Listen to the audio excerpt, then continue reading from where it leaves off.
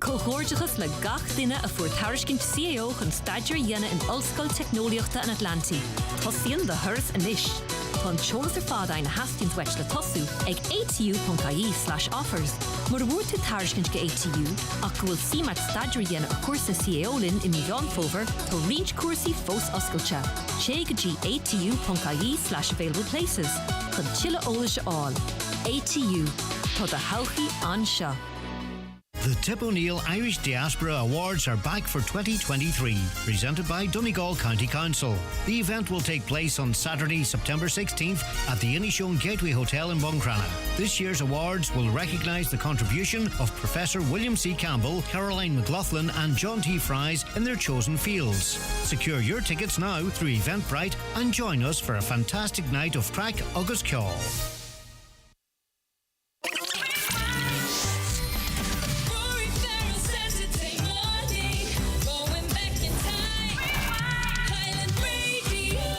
The time is 11:32 and it's Saturday morning, which means, and it's the first Saturday of the month as well, which means only one thing. It is time to talk all things movies, and I'm glad to say, delighted to say, in fact, I'm joined in studio by Colleen McFadgen. Good morning, sir. Thank you, Rory. It's always great to be here. And, it feels really special today because I love when it seems like we've planned things that I would be here for National Cinema Day. It's almost serendipitous, isn't it? But when I was driving in and I was listening to the show and I heard them mention National Cinema Day on the headlines, and I was thinking to myself, I've never been in to talk about something in the headlines before. Like, I feel like, is it Paul Reynolds, those crime car, Matt Cooper will go, we're getting these people in to talk about real issues. I felt all important. I would have worn one of my better, more formal Hawaiian shirts. This is your moment. So make it count. Well, that's what I think. And surely that's the whole point of National Cinema Day. Now, I'm always waxing lyrical about the joys of the cinema, even when sometimes, we don't absolutely love the movies. I'm always telling you that I think there's just something magic that when you're seeing something in the big screen, not least that, you put away your phone, nobody comes in and interrupts you, nobody asks you to, most of the time. But nobody asks you to rewind the show or anything like that. I like bit that. of product I placement. like that. But all of those things, who's he? What fella's in? Okay, you can be unlucky, but most of the time that. But you see, I think I'm preaching the converted. You like the cinema, you like the arts anyway. So, you're somebody who's open to those things. But there's a lot of people who have fallen out of the habit of the cinema, or, they're on a budget, and, all the cinemas in the Northwest all have good value and budget days, but that doesn't always suit everyone. Maybe people aren't off on the Tuesday or the Wednesday when those things are happening.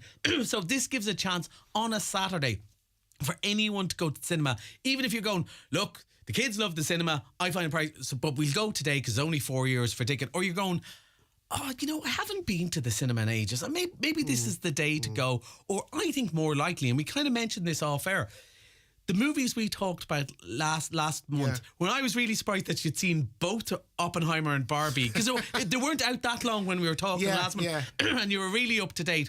But people who are going, I kind of fancy, but I don't know. I don't know would I do 3 hours of it. Or I don't know is all the fuss about Barbie. And I know it's not my cup of tea, but, I would like to see what it's all about. For €4. Can't be bad. It can't be bad. Well, it could be bad. Well, it could be bad, but you would feel value.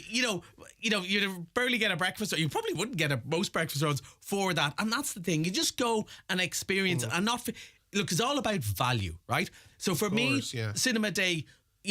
Okay, I get into cinema for quite a lot, but even if I didn't, I would be kind of going, I might go on the quieter day and happy to pay the money because I love the cinema so much. But that's not the same for everyone, and it just gives you a chance to taste it and try, and go and see something you wouldn't maybe experience. One of the ones I'd like to mention as well is there's a movie called Ballywalter, which is just out only today in most cinemas, and then it's coming back in 3 weeks.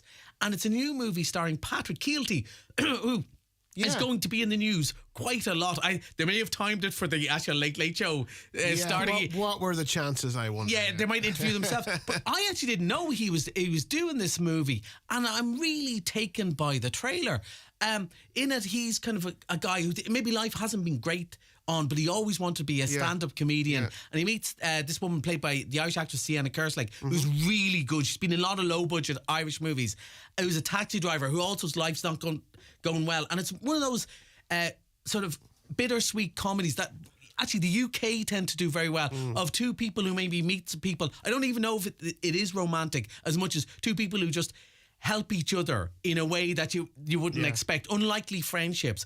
I think this looks lovely, and I am so pleased because I always go on about Irish movies when I'm here, Rory, and that, you know, we've big movies, and we mentioned later The Equalizer and all that are out at the moment, but there's an Irish movie spearheading this, and all the people who go, I don't know if I go and see an Irish movie. Again, it's €4 today. You know, Exactly, you yeah. can't go wrong. It's Exactly. only there today, and then you'll be able to be the big know-it-all in the office when people start talking about it 3 weeks. And you go, oh, you're only talking about that movie there? Oh, I saw it on National Cinema Day. Oh, yeah, you're so far behind the times. Because let's face it, that's part of the fun too. National Cinema Day, I mean, is this a fairly new thing? You know, I'm only hearing about it this last 2 years or so. Yeah, well, you know, or this there's is always been a thing, but it's only been No, promoted. this is only the second year, and last year it was very much an experiment, and they just wanted to see if it would work, and they thought it'd be a great time to give a boost in the arm to the cinema business, which obviously, especially somewhere here in the Northwest, where it is Let's much more. face it needed it. Yeah, which is recent after years, COVID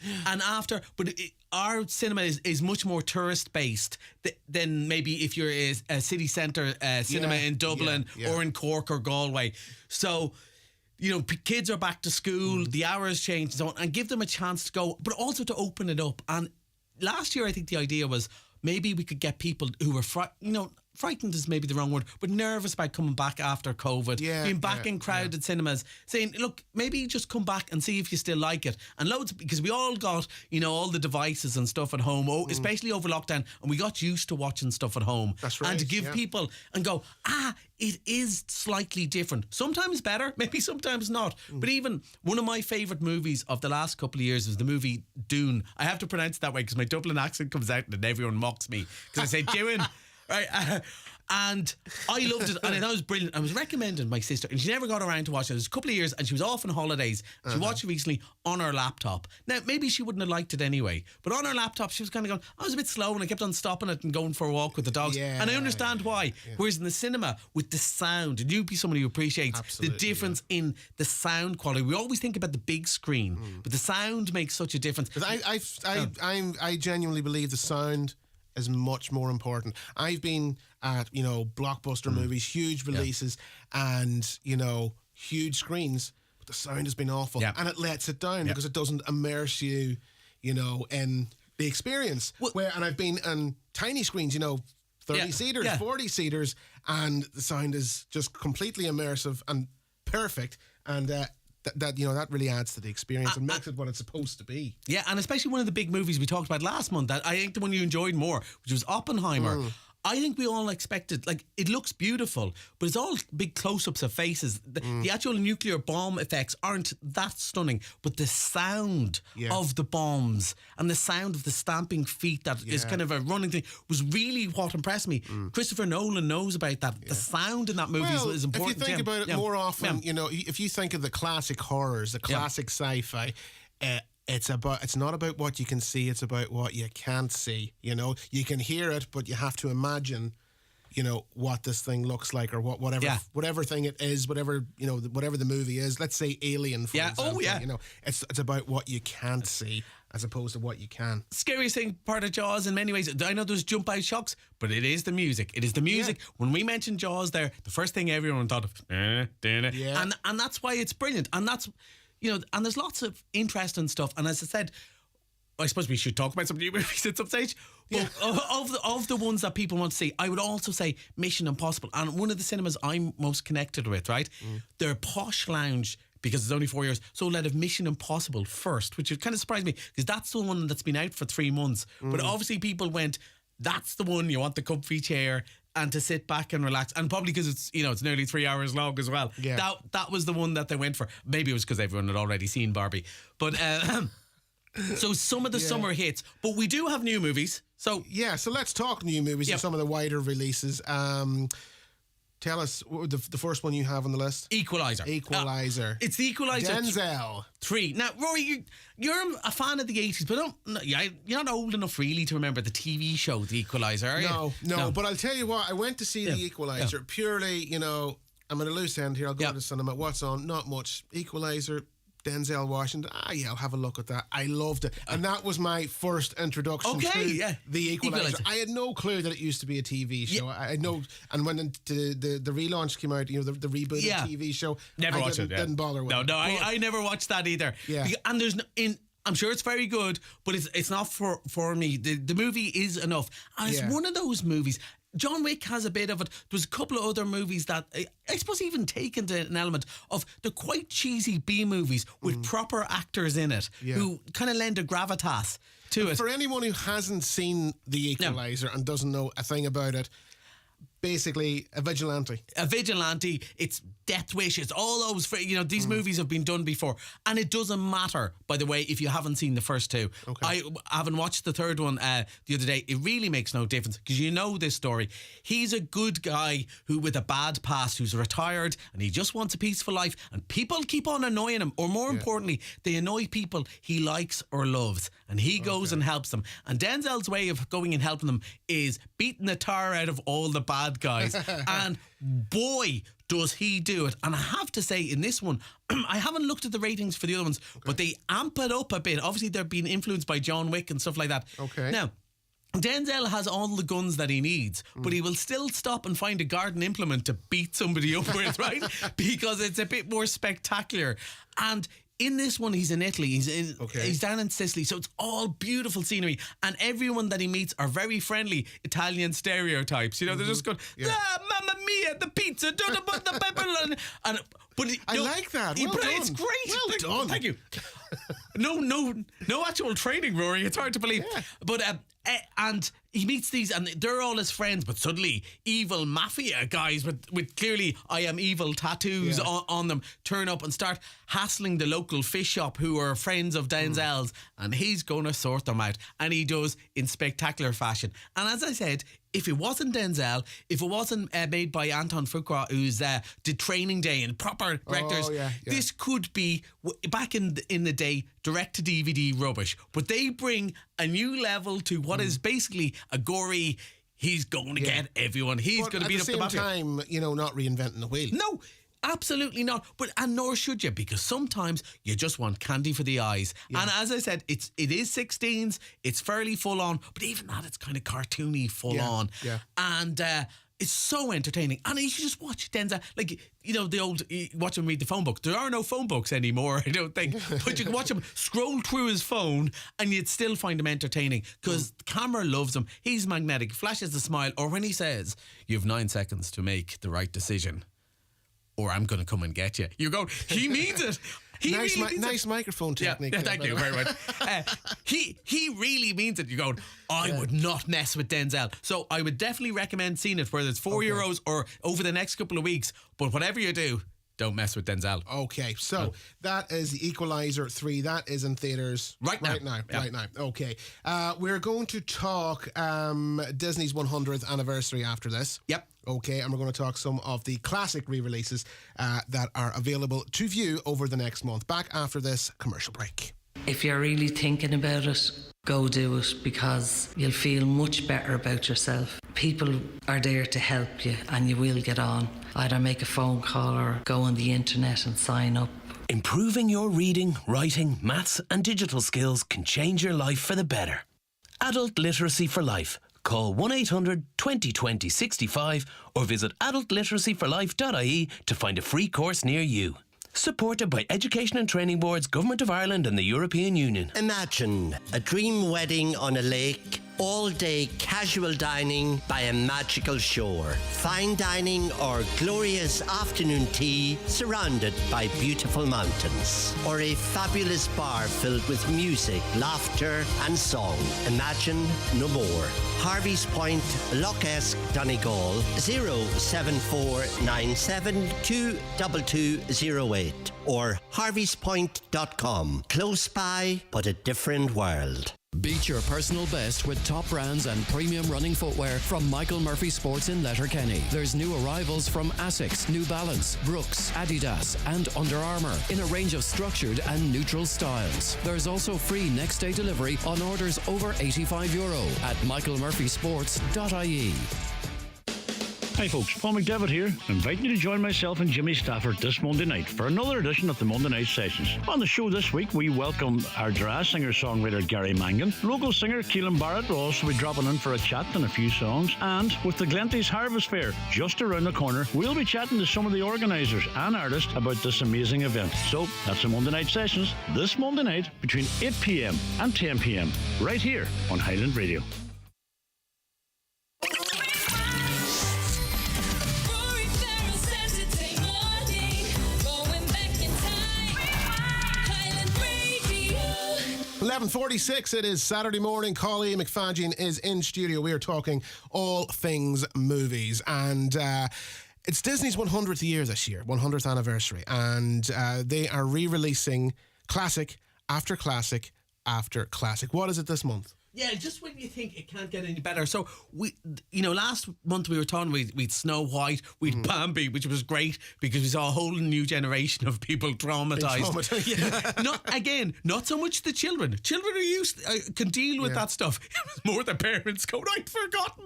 Oh Yeah, my exactly, God, my and just poor-" completely triggered by Yeah, the whole we're thing, trying- yeah. And what's really good is there's loads of people, grandparents and old parents, who remember this when Disney stuff wasn't even on VHS. Disney were really tight about what they would release in the past before Disney Plus. And going, it used to be, a summer in Donegal, they would re-release one of these movies made in the 50s back in the cinemas. I remember going to see Robin Hood in the Astor Gwyddor like years ago, and it was years after it came out, but that was that summer's release. So the next couple of this week we've got Peter Pan, which weirdly I have seen so many thousands of versions of Peter Pan. I haven't seen the classic Disney animation. This one, for whatever reason. Wow. But what's funny, almost all of what we really think with Peter Pan, even when they remade, Hook and so on, is much more influenced by the Disney animation. In the same way Snow White and the Seven Dwarfs, in the original story, the dwarfs weren't named. The dwarfs we think of are from the cartoon. And in the same way, a lot of the Peter Pan stuff, all the imagery of Captain Hook and the crocodile, and while it's in the book, what we really think of is from this classic cartoon. So that one's open this weekend, and they're very strict. They're for 1 week and 1 week only. There is no extending so when them. they're gone, they're when they're gone. gone. But the one maybe even more people are excited about, I have a lot of colleagues, 101 Dalmatians is next week, and there's an awful lot of people that seems to be a particular favourite of all generations. And then the following week it's my favourite, which is The Jungle Book, because it has to be the best soundtrack to any of these. I know Let It Go and Frozen, and we're getting that at the end of October, but we'll talk about that the next month.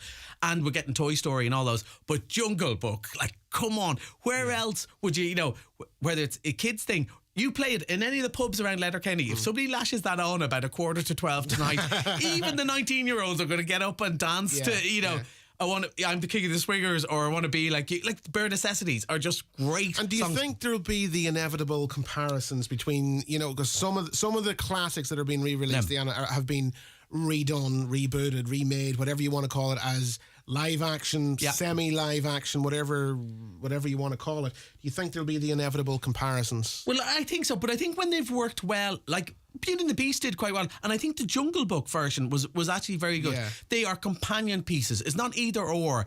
It's both, and maybe at a different stage of a child's life. Yeah. Because the live action one, say, of the Jungle Book's a bit tougher. I think some of the other ones, they just haven't worked for. But again, it's like people seeing them now in the cinema. It's their one first time around. Yeah. I think The Little Mermaid, for example, which I liked. Yeah. The thing, it wasn't the same as the cartoon. But here's the thing. I saw the cartoon with my niece, who was like 7 years old at the time. Yeah. So that'll always be magical to me. I watched the new one as a cinema reviewer. But there's loads of mums and dads who that was their first time. And of course, because she looks different, and some of the new movies, people look different, and they get, like, Ariel gets to do a lot more in the new movie. And I think maybe for this generation of girls, they're going, that's my Ariel.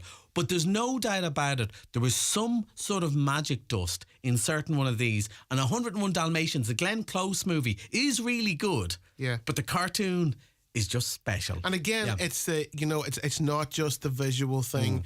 It's the soundtrack. We're going back to, it's the music, it's the songs. They were all original. That was Yeah. There was just that little bit of magic. And people who were showbiz Broadway, they knew how to Yeah. write a tune. But also, I think there's something about that sort of hand-drawn animation. And I think, so one of the worst adaptations I thought was The Lion King, because I didn't see the point of having, because they're both cartoons. One's just computer, It's not realistic. live No, it's not, action. Yeah. It's not live action. There is something to be saying, to see Emma Watson as Belle in Beauty and the Beast, I get it. Yeah. To see Halle, her name escapes me at the moment, as Ariel, I get that. And she's a lovely singer herself, and you can see her belting out live. But those ones didn't really work. And I think, and look, to be honest with you, for some of them, it's if they remake them, you know, Disney's 100 years, which means their copyright on some of these things is up. And by making them again, you get to make new versions of it, and you keep the Right. copyright. So there's a business yeah. there, but some of them have been good. I actually thought Aladdin was pretty good,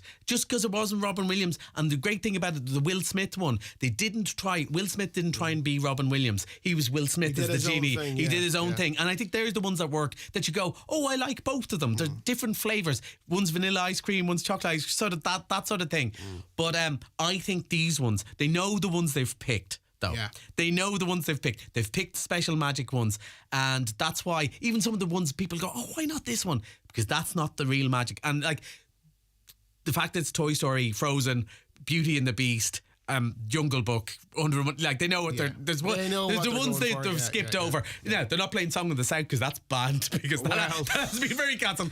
But none of the, like, I think they're really nice ideas. And as I said, people are bringing back, kids are bringing their granny to see their favourite movie, Yeah. which is lovely. And granny is going, this was my favourite movie too. And that's the magic the new ones will never have, I suppose, because it will never be granny's favourite movie. But they both share a love of 101 Dalmatians. So we've got 101 Dalmatians. Yep. We've got Beauty and the Beast coming as Yep. well, and Jungle Peter Book. Pan this week, and Jungle Book. A Jungle Book. And then next month, we'll get on to next month when next month. But Very quickly, I want to talk to you about what's going to happen between now and over the next 6 months. The writers' strike in the US. I know I'm throwing this curveball at you, right? But you know I like that. we've got the writers' strike in the US. It is causing mayhem. It is causing havoc. So what does that mean for, we've got the Christmas blockbuster season. Yep. That's the next big blockbuster season. We're already seeing releases being pushed back and moved around.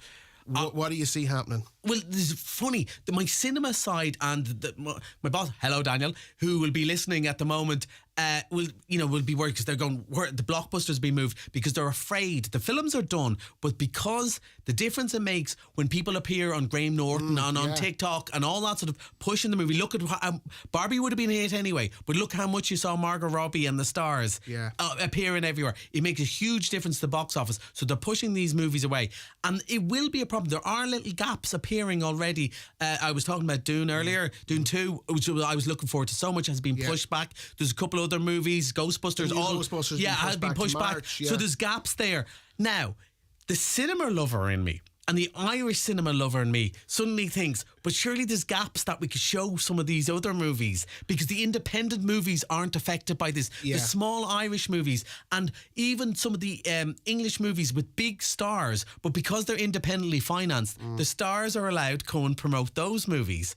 And I was kind of going, maybe people will go and see a couple of these independent movies. Yeah. Maybe stuff like Ballywalter, maybe stuff like Flora and Son starring Eve Hewson, which I really like the look of. So there might be a There's chance. an opportunity here. There's an opportunity there, and maybe there'll be still enough big blockbusters to pad it out, and maybe we will see it again. Now, obviously, for cinemas, they would love blockbuster after blockbuster after blockbuster like this summer, and there's still going to be some new Marvel movies and so on. I think for whatever reason they're outside that loop of the strike, but hopefully.